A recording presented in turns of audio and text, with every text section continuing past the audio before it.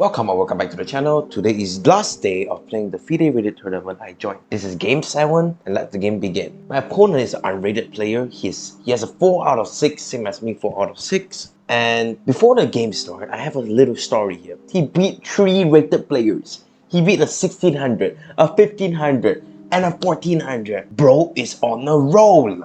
I was actually kind of disappointed about this pairing because it's unrated. So if I lose to him, actually drop rating here. And it's unrated first of all, so you don't know what do they play.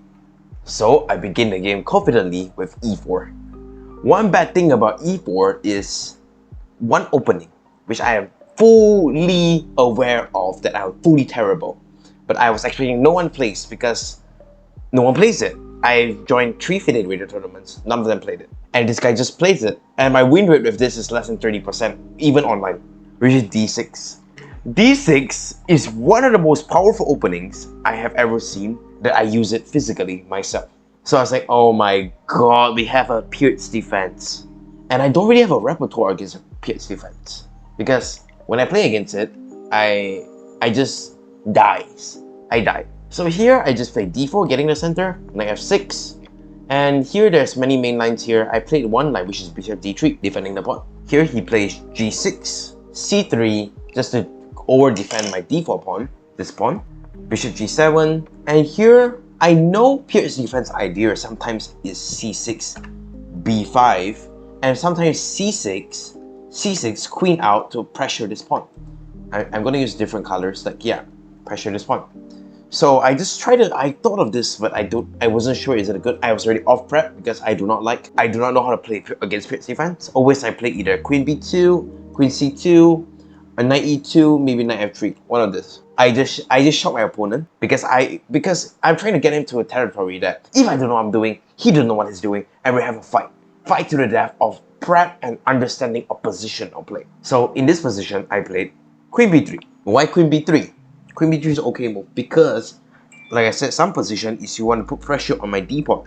So I prevent your pressure on d pawn with my queen attack by like preventing, because when queen comes in, I'm just gonna take, and then there is no deep pawn weakness. Here he plays, okay, I don't understand what you're doing. He just scratched his head. He scratched his head and like, okay, I don't know what you're doing. Note yourself, he's 40-year-old, something like that. He has like a son, and yeah, okay. He plays knight c6. I say, okay, knight c6. Okay, let's get more center with f4. Just getting more center here. Engine disagrees. f4 and e5, which is the main move. e5 is very common here. Takes, d5. And if you look at the eval bar, I'm already almost dead lost in moves 8, which is incredible. I'm going to lose against an unrated player. Here he plays knight backwards, which is not the best move. The best move here, which is unfindable unless you actually do your checklist, checks, captures, attack. Do you have any checks? Yes, but in the future, if I move my knight, do you have any captures? Yes, you can capture this one. Do you have any attack? Yes, you do. If my knight can come here, my queen can come here, I can potentially mate you. So the best move here is knight takes pawn. When I actually played d5, I immediately knew, oh my god, I'm losing. I lose immediately. But no, he plays back because after knight e4, let me just show you guys knight e4. If I just take this pawn here, I'm about to get mated. First of all, if he plays here, at least he wins this, the least. But there's even worse here, which is g3 here, like I said, the least. But probably here I'll play like knight f3, and then he has a move like here, and then I play knight g5, something like this. I'm not even gonna argue about it, but just for example, if I take now, which is a full mistake because of queen h4 check, I gotta move my king, or else he's just gonna ping pong piang me. I gotta move my king, and he just takes, and then I takes now. If I even take now, in this position, he just have queen takes, and he has a double pair, 2 bishops, about to castles, about to play f5, and just in the future, there's just a pawn majority he's gonna promote. So it's not really easy here. When he played this, I was about to resign, to be honest. Not resign, but like, he just have really quick development, and my pieces are not very easy to develop. I was not pleased with the position. Okay, so here he plays d5, knight backs, and here I know I only have one or two moves here, which I just play knight f3. Knight f3, just to develop all my pieces and trade a castle. Here he plays knight h5. Just ultimately trying to prepare f4. Here, I think I was so disappointed at last round game, which is game 6. Go check it out. I just completely, my mind was like, okay, it's unrated player. We need to try to get him off prep, which I already did, and we try to play positionally. So I played the move just thinking of my ideas and not his ideas. I just played g4. And if you see, the Eva bar is trying to kill me now because he can just take this one. But what I thought was, here, he plays knight back, and then I play g5, knight backs, and then I can castle, or I can play bishop e7 now, and then bishop e7, knight e2, and then just castle, because he's just off prep here. And I think, just for example, here, c5, you play c5 now, here, bishop e2, and knight d2, something like this, and then castles. I was more than pleased with this position. That's what I wanted. That's what I calculated too. But I completely just forgot that he can just take with the bishop. Move 10, down a pawn, 1.7. I don't have no plan anymore. My knight is super weak. My king is super exposed. Move 10, and I'm about to cry. Here, after a few minutes of thought, I play bishop e2, just to try to trade off this, because this is going to be really annoying in the future. Bishop e2, the best move, okay? Queen c6. I asked him why does he play queen c6. He told me that there's no h3 stuff to kick away his bishop. I mean, valid, okay, valid. Here, what I can see here is he's going to play f5 either way. So I have to somehow quickly develop, get my rooks in, and try to stop this pawn majority attack with 2 by pawns. I have to somehow make this happen. So here in this position, I play knight a3, just to, like I said, just try to quickly develop here. Here, he plays a6, just to prevent me to jump in. Here I play c4, just so I could overprotect this. And what I calculated here, this line, which was, what did I calculate again? I calculated like something like, if I don't play c4, let's just play bishop d2 immediately. Oh, no, I play bishop d3. He can just takes this bishop, this queen is coming in, and it's really annoying. In my opinion, this is really annoying. The queen is just coming in. If I play bishop d3, maybe because I only calculated bishop d, if I play bishop d2, I mean, I still thought about it, but I was like, okay, I'm just gonna prevent b5, so I'm just gonna play c4 here, while counter protecting, while defending this c5 push, b5 push, my bad. Here he plays castles, I play knight g5 after a few minutes of thought, because I thought of this very cool idea. Like I said, if I get to trade everything off, he's just up a pawn, which means that if I could somehow get into a bishop endgame, I have a chance to draw. Or maybe even a rook endgame, I have a chance to draw. But just trying to let you know is, if I trade off everything, I have a small chance of drawing because he's an unrated player. Even though I do know the fact that he won 3 players that is rated. So I played a very interesting move. I still think after like 10 to 15 minutes of thought, knight g5. Engine is crying right now because of this move. Bishop takes. What he played was bishop takes, and check, which is wrong. Apparently, which was the best move here? h6, back, queen g4, queen e3, f5. Yeah, you're gonna destroy my whole entire life here. Yeah. This is just unacceptable for me to play. Okay. Anyhow, I took, and he played the wrong move, which is queen g4 check. Here I just thought, okay, I block, and if we trade everything, the EVL bar is going crazy here. The EVL bar is going crazy here. Okay, trade everything. I just think I'm completely fine here. Like, for example, if you just play like, I don't know, like, let's just continue the game. He plays f5. I say, okay, let me just jump in my knight, just have a good square, attacking this. I like this. Takes, double check by the pawn and by the rook. King takes, and we are both laughing over the board, like, why is my king on e4? Why is my king on e4? And he feels like there's a mate really soon, and I feel like there's a mate really soon. Here he plays rook fc8, which I do not like. I was expecting like rook f2, like, which I talked to him about it. This pawn is super passive. If I just move simply, he can just take this pawn. And second of all, potentially there's a mating net. After, like, if I do not move my king, there's probably a mating net. Let's just say, like, if I just simply take this pawn, this backs, and there is some mates coming in the future. There's some chance. If the engine agrees, like 2.3. This is like there's nothing to say. This is just horrifying. So after king takes pawn, he plays rook fc8, which I do not understand. Here I just thought of, you know, it'll be funny. I can just win back my pawn with knight takes, king takes, and I king takes. Move 21. My king is on e5. It's negative 1.6 for black. and I have to somehow win the game or draw the game. Here he plays rook f6 after rook f8 after a few minutes of thought. After a few minutes of thought, I was like, okay. Let's just, okay, we're gonna play bishop g4 attacking this. Funny is I thought of 5 minutes, I was like calculating some variation, like now rook here, no, not rook here, not like here, the knight is very goodly placed, and then something like rook fd8, and then he plays like something like this. It's about to get mated. And he give me a mating net first of all. He give me a mating net with this knight jumping in, and I have to go down, and he checks me, and I go here, and then something like this, and then here, no, not here, like exactly, like not here, like I don't know, h6, bishop back, something like, not here, sorry, like double stack and smash me in the future, something like this. I don't know why I calculated. I took like 5 minutes.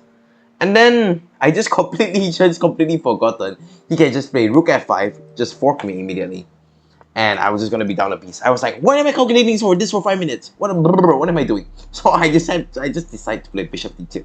Why bishop d2? Because I knew he's gonna smash me from the f file. So I play bishop d2. So when he comes here now, I actually have a defend on this pawn, and potentially a discovery check. That's what I thought.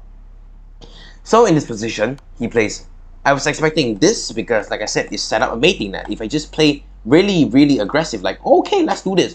Mud on the board. Mud on the board. Literally, it's a mating net.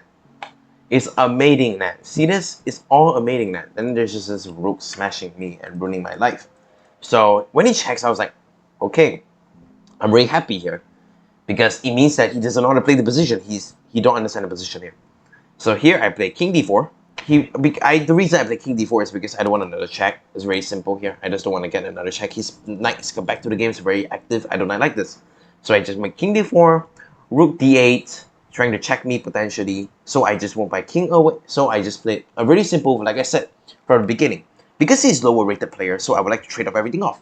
Rook a f1. Just trade everything off.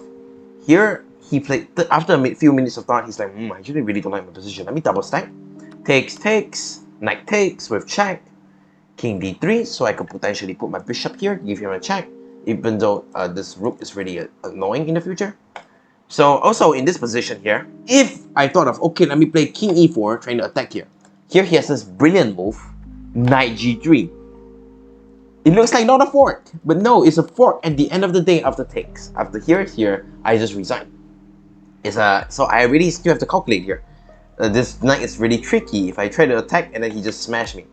So yeah, that's one trick I saw.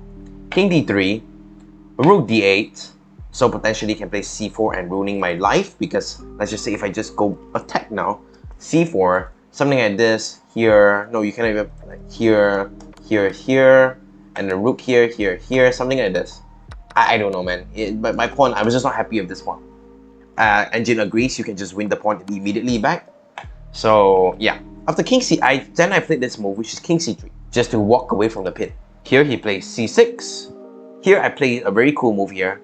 I'm pretty happy with this move, but engine doesn't agree, which is I play bishop g5, because I do know I want to defend this pawn. So how am I going to defend this pawn? With my rook. But how am I going to defend my rook? I need my bishop to move and then allow my rook to defend. So I just thought of this really cool idea, which is bishop g5. Rook d7 and my rook defends. C takes, rook takes, rook takes. I was like, what? Rook takes? And takes.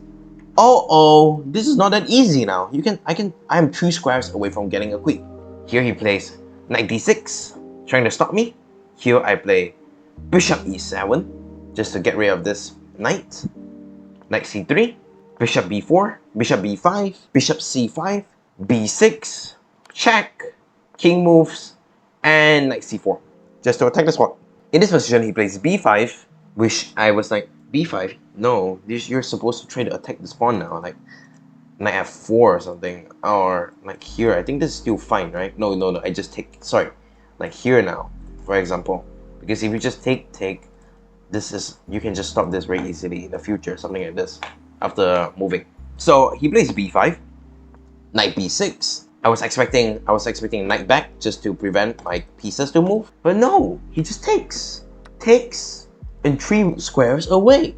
I was like, okay, king e8, king b4, knight f6. These 2 pawns are just super weak. King here, takes, and I was expecting takes. So what I calculated here was the only move, which was takes, and then there's some chances if I play wrong. If I do play wrong, something like this here, and then here, and then here, and no, like for example, if I play something wrong, like king d7, no, he played king d7, and I play here, and something like this, or like here, and then he just queens with skewer me, something like this. I thought this was the only chance, but he ruined all the chances by knight b4 check. Why is it such a big mistake? Well, because after king takes pawn, knight takes pawn, your knight is trapped. Mr. Bean, Mr. Pony, your knight is trapped. He was like, oh my god, and he offered me a draw. But if it's not, trust me, if it's not a FIDE rated game, any single day, any single week, I will give him a draw. Any day, I'll give him a draw. Because I have no business having chances after something like this. I have no business winning. Look at this, 3.1 advantage. No business winning. No business winning here. So after knight checks, takes here. He moves his king, I go down, he moves, he go down here. He tried to make some tricky line because it's opposite color, but it doesn't really matter because I have a bishop, so I'll just keep moving it. When his king is here, and the pawn is here, and my king is here, I'll just move the bishop, and he has forced to move, my king is just gonna go up. So I'm just gonna start pushing this pawn because my king is defended. I hope you guys understand. Just for example, okay, let's just say for example here. King here, here,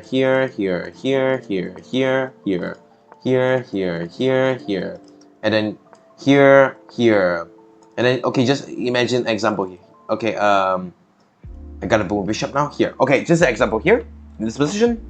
So he's like, ha, I'm stopping the pawn. It's different color. First of all, it's not really stopping because I have this, and second of all, I can just move my bishop, and he's forced to move. And then I'm just gonna come in and promote. If he comes here, if he comes, okay, let me just game. Okay, let's just say he comes here. I just check here, and just put that. I can just go for this pawns too. So there's really nothing here. So just an example. After a few more moves later, he's trying to make a stalemate, but no, I just promote the pawn, and he is after c6 it resigned. So I guess a big win for me. But what I do know is I need to study the Pips defense now in my repertoire and not be dead lost and like move 12.